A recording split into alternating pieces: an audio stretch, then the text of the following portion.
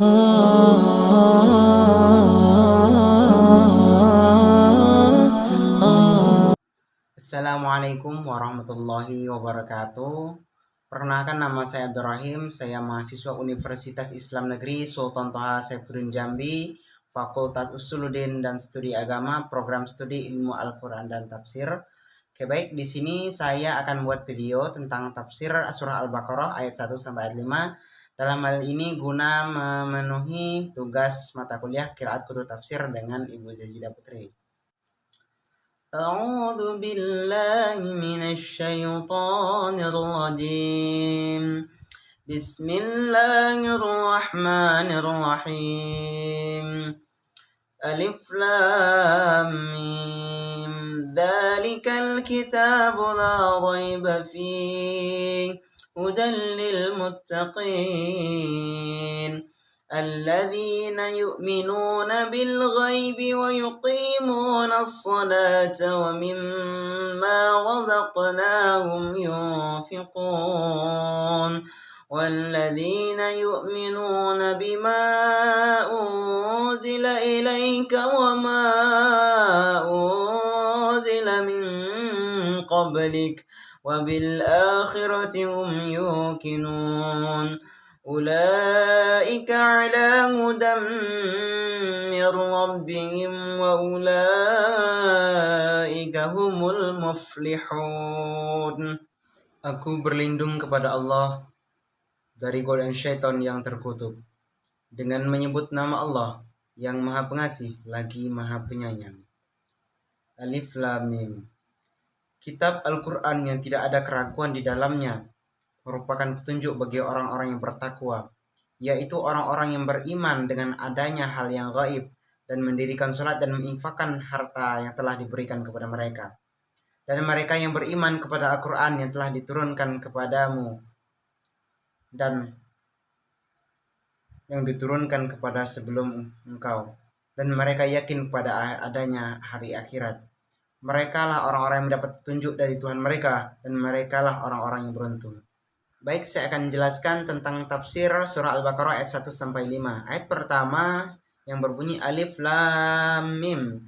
Di kalangan para ulama, sangat sedikit sekali para ulama yang menjelaskan secara detail maksud dari ayat ini. Namun, selaku umat Islam, orang-orang yang berpegang teguh dengan pedoman dengan Al-Quran dan Al-Hadis, kita patut meyakini dan percayai bahwasanya Alif Lam Mim ini merupakan suatu mukjizat yang diturunkan kepada Nabi Muhammad, walaupun hanya sepenggalan ayat yang tidak banyak ditafsirkan oleh para ulama. Dzalikal kitabul la raiba fih. Al-Quran merupakan suatu kitab yang tidak ada keraguan di dalamnya. Al-Quran berarti Al-Quran adalah kitab yang benar, yang tidak ada salah paham, yang tidak ada kesalahan di dalamnya. Hudal lil muttaqin. Di sisi lain Al-Quran juga menjadi petunjuk bagi orang-orang yang bertakwa. Orang bertakwa adalah orang-orang yang meninggalkan seluruh apa yang dilarang oleh Allah, dilarang oleh Nabi, dilarang oleh syariat Islam, dan mereka mengerjakan seluruh apa yang diperintahkan oleh Allah, Nabi, dan para ulama. Selanjutnya, alladzina yu'minuna bil ghaib. Orang-orang yang beriman kepada hal-hal yang gaib, hal-hal yang tidak kasat mata, yang tidak nampak oleh panca indera mereka, seperti contohnya yaumul hisab. Yaumul hisab tidak nampak oleh mata kita, tapi patut kita imani. Wa yuqimus salat, dan orang-orang yang mendirikan salat. Wa mimma razaqnahum yunfikun, ya, dan kemudian orang-orang yang menginfakkan harta mereka yang telah diberikan oleh Allah kepada mereka.